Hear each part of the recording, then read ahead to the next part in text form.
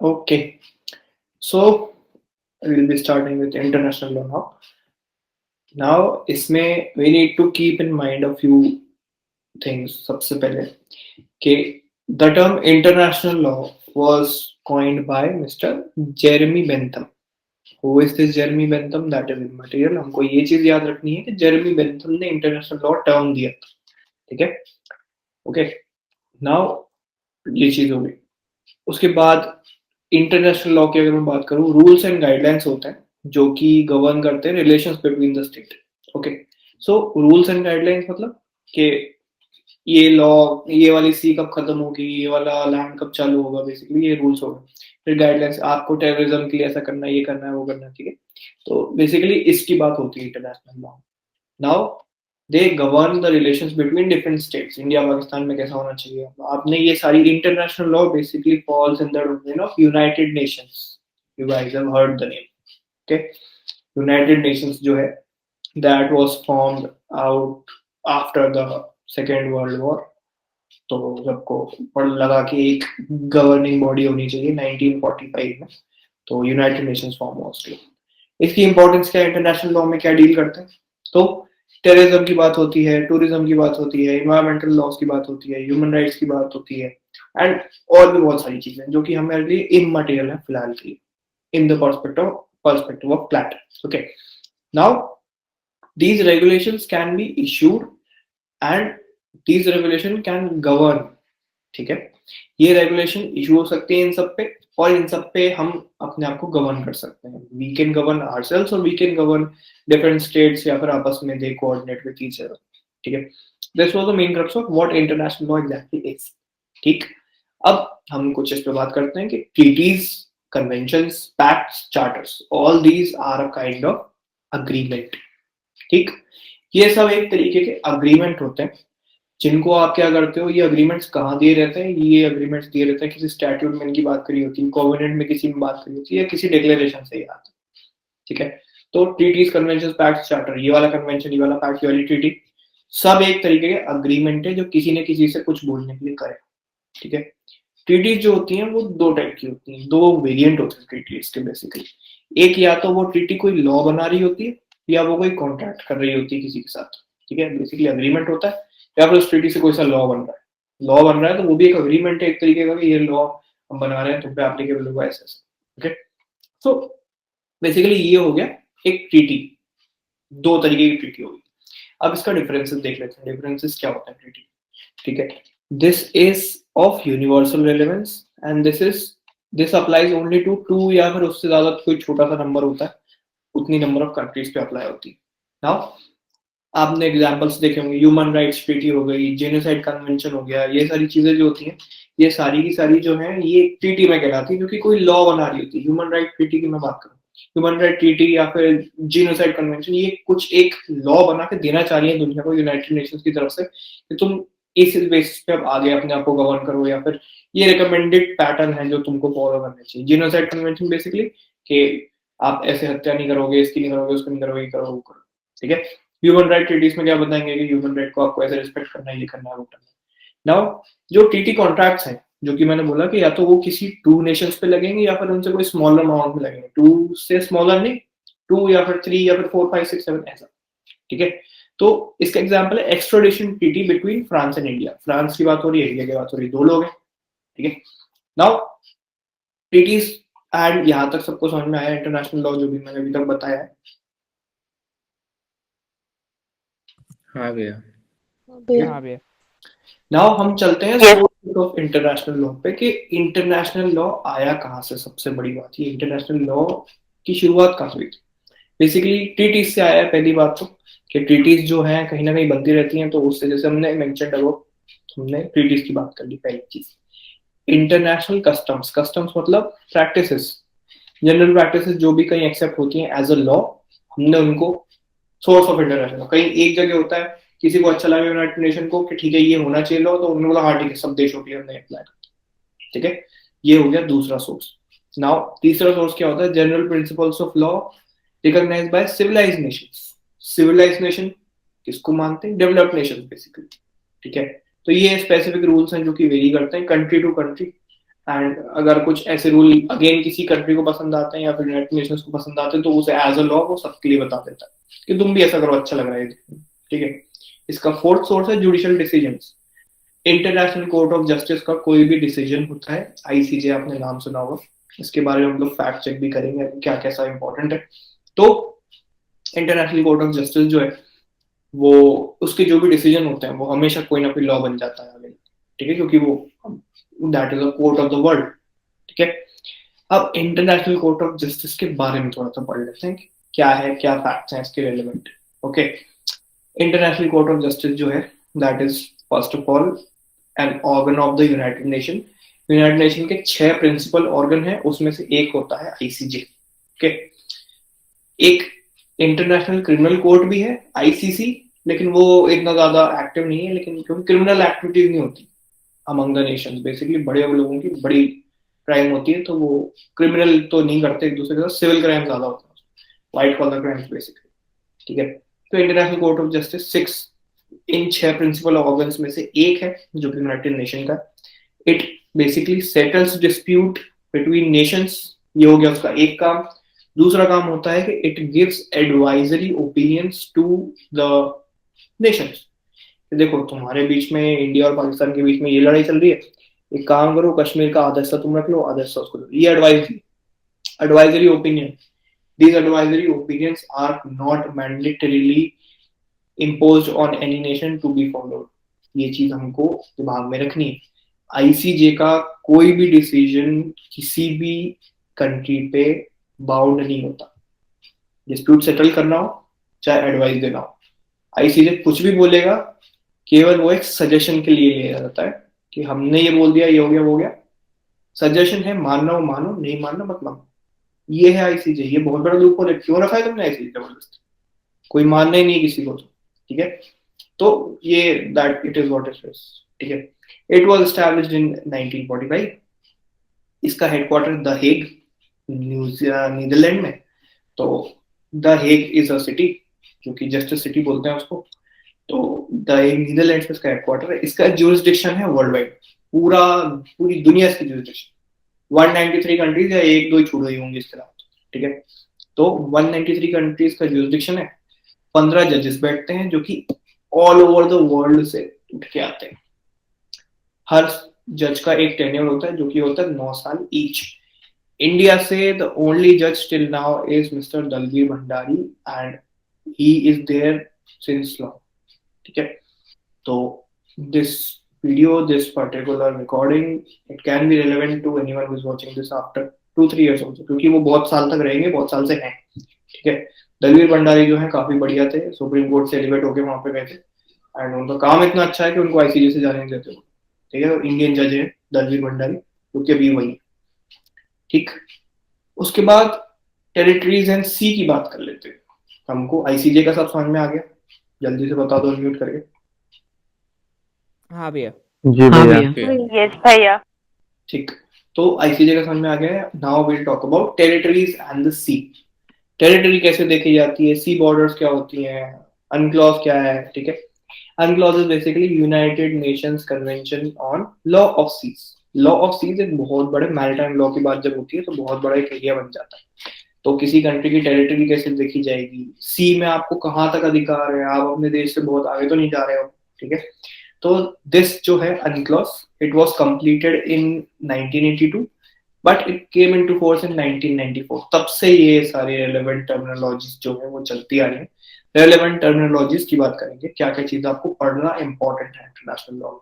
कुछ टर्म्स ही पढ़ना इंपॉर्टेंट है, उसके बाद खत्म हो जाएगा। इंटरनेशनल लॉ कोई बहुत बड़ी चीज नहीं, ओके।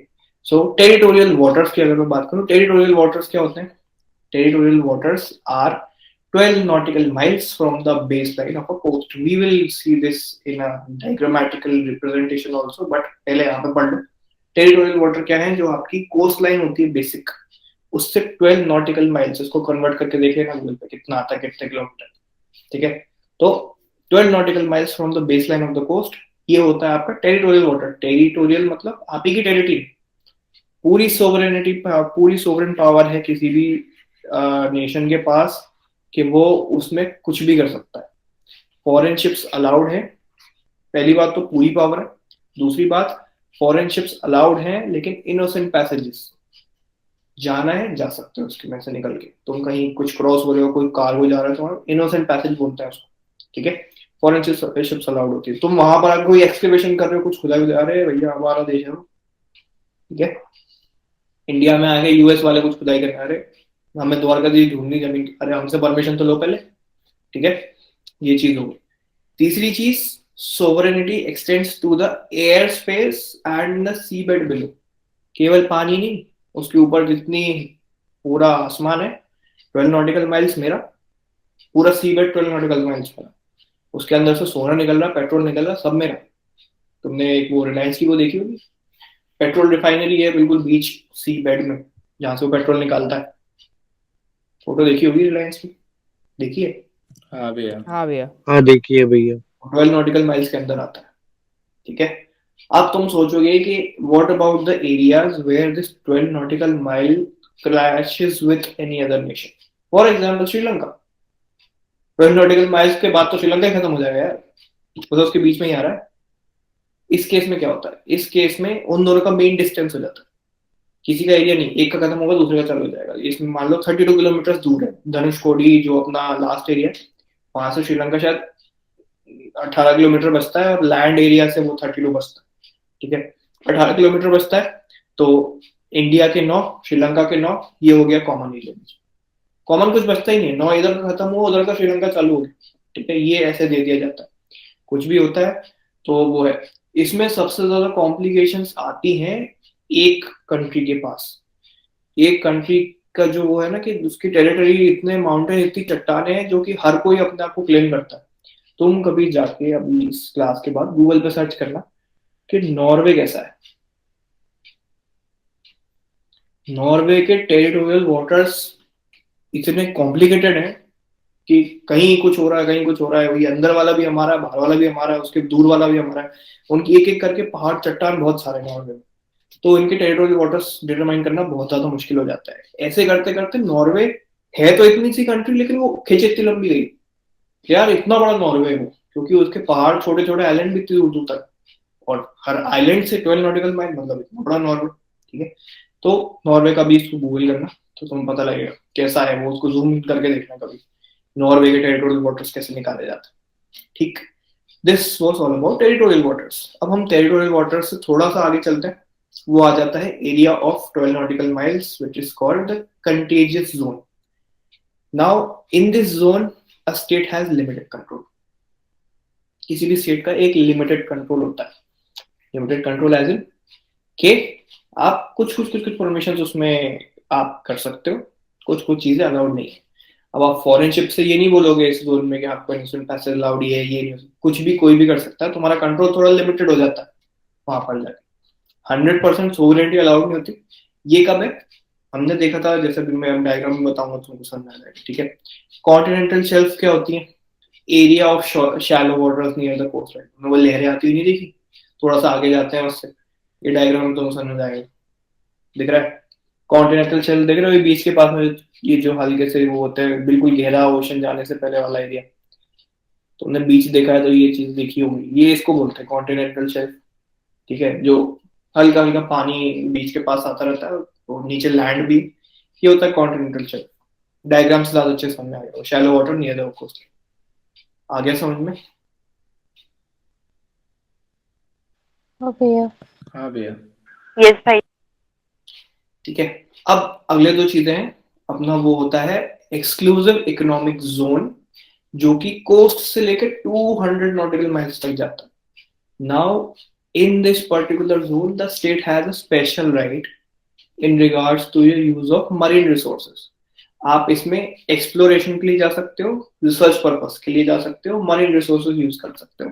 कोई ऐसी मरीन रिसोर्स जो कि उस पर्टिकुलर 200 नॉटिकल माइल से आपको कुछ एक्सकेवेशन करना है, या फिर जो भी उस रिसोर्स का यूज करना है, आप कर सकते हो। एक्सक्लूसिव इकोनॉमिक जोन हो गया वो, इकोनॉमिक से हमको पता लग रहा है कि वहां से आप पैसे कमा सकते हो, ठीक है। आपकी कोस्ट से 200 नॉटिकल माइल तक आपका खींचता है, ठीक। नाउ इसके बाद आप उधर एक्सप्लोरेशन के लिए भी जा सकते हो, रिसर्च पर्पस के लिए भी जा सकते हो, हर चीज के लिए जा सकते हो बेसिकली आप, लेकिन उस पर अपना अधिकार नहीं जमा सकते। कि हम इस पे किसी और को नहीं आने देंगे, ये नहीं होता, लेकिन अपना सारा काम आपका हो जाएगा। ठीक। हाई सी जो एरिया है वो एरिया है very easy to understand, no country has any jurisdiction of the same. ठीक है, कहीं ना कहीं किसी ना किसी के तो 200 नॉटिकल माइल खत्म होंगे, कहीं ना कहीं तो कोई एक कॉमन एरिया आएगा जहाँ पे किसी का नॉटिकल माइल नहीं आ रहा है। ये होता है high sea, oceans and water that fall outside the jurisdiction of any country.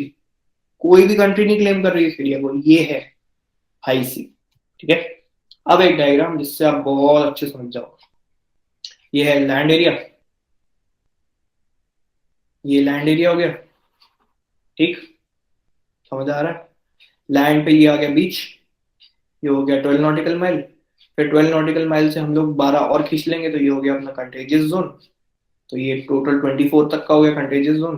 ठीक है, अब यहाँ से लेके 200 नॉटिकल माइल्स तक क्या हो गया, ये हो गया अपना एक्सक्लूसिव इकोनॉमिक जोन। यहाँ पे खत्म हो गई इंडिया की बॉर्डर या किसी भी एक्सवाइजेड कंट्री की बॉर्डर। अब आता है high sea. Understood with the help of the diagram? आपको समझ में आ गया? हाँ हाँ भैया। भैया। हाँ यस भैया। भैया। यस भैया। कोई कंफ्यूजन तो नहीं किसी को? नहीं भैया। ठीक है, नो भैया। अब हम अगले टर्म्स पे चलते हैं। अगले टर्म्स पे कुछ कीवर्ड्स हैं जिसमें तुमको याद रह जाएगा, that is extradition. Extradition treaty जो होती है वो तब होती है, it is a process of surrendering. कोई भी एक्यूज को अगर तुम हमारे देश का कोई एक्यूज है, तुम्हारे देश में जाके बैठ गया है और वो यहाँ से क्राइम करके गया है, तो उसको हमको सरेंडर करो। जैसे दिख गया तुमको नाम, कहानी तुम्हें पता ही है। कौन से देश में जाके बैठे हुए हैं भाई साहब? यूके। यूके में जाके बैठे। अब क्योंकि एक्स्ट्राडिशन ट्रीटी नहीं है इंडिया यूके के बीच में, तो एक्स्ट्राडिशन ट्रीटी हो रही है पहले के भाई साहब को भेजने का इंतजाम कर दो। ठीक है, तो ये ट्रीटी इंडिया ने हर किसी कंट्री के साथ नहीं करी, कुछ कुछ लिमिटेड कंट्रीज के साथ है। तो इसीलिए उस चीज में देरी हो रही है कि भाई साहब ट्रीटी है ही नहीं, और ये प्रूवन क्रिमिनल है यहाँ पे, तो ट्रीटी नहीं है तो हम उसको यहाँ पे नहीं भेज सकते। ठीक है, ये चीज है। तो it is the process of surrendering any accused person और convicted person by a state on whose territory he or she is found। UK में मिल रहा है तो एक्स्ट्राडिशन कौन करेगा? यूके करेगा इंडिया का। ठीक है, मेरी इंडिया में कोई आया है, दाऊद इब्राहिम बैठा हुआ है, उसको पाकिस्तान बोल रही है कि हमारे यहाँ क्रिमिनल है, भैया लो लो ले जाओ। ठीक है, वो ऐसे तो कभी एक्सेप्ट करेंगे नहीं, लेकिन हाँ ठीक है, एक्स्ट्राडिशन ये हो गया कि सरेंडर वाला प्रोसेस होता है।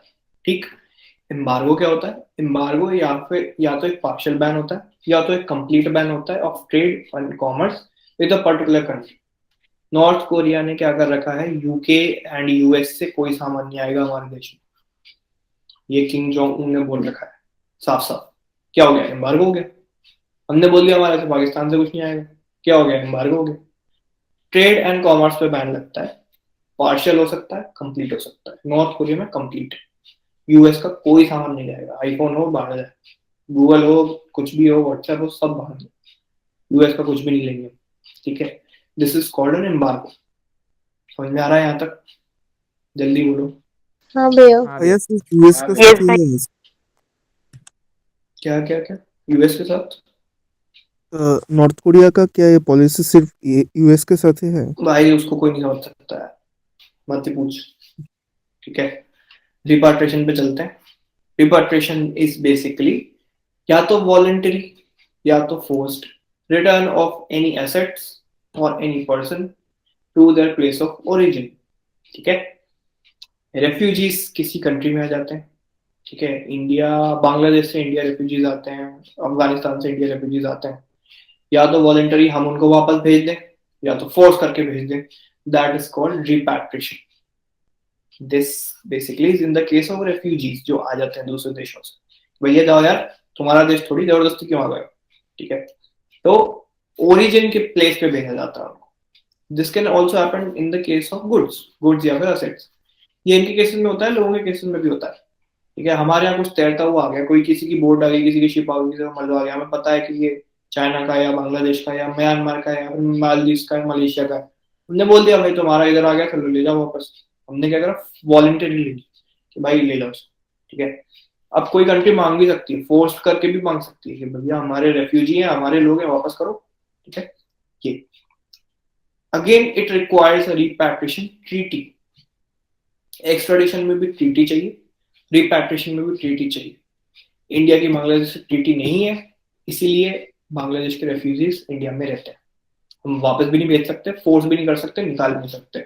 ना इंडिया की पाकिस्तान से ट्रीटी है रिपैट्रिएशन के लिए, ना अफगानिस्तान से है, ना चाइना से है, ना बांग्लादेश। रिपैट्रिएशन ट्रीटी हमने किसी से नहीं करी, तो लोग आके बड़ी धर्मशाला समझ के बैठ जाते हैं। ठीक है, तो एक चीज ये होगी। उसके बाद asylum, protection granted to a foreign citizen against his own land. Very very very famous example, इनका नाम सबने सुना है? हाँ भैया। तिब्बत। हाँ भैया। दलाई लामा कौन से कंट्री के हैं? तिब्बत। तिब्बत। तिब्बत कंट्री थोड़ी है। थी भैया, अब उसको तो उसमें मिला लिया ना उन्होंने। हाँ, तो मैं तो फैक्ट्स की बात करूंगा ना, कंट्री थोड़ी है वो। चाइना बोलो। चाइना। चाइना से भाई साहब बच के बैठे हैं ना इंडिया में, इनको यहाँ पे सुकून मिल रहा है ना, लेह लद्दाख में या सिक्किम में, जहां भी।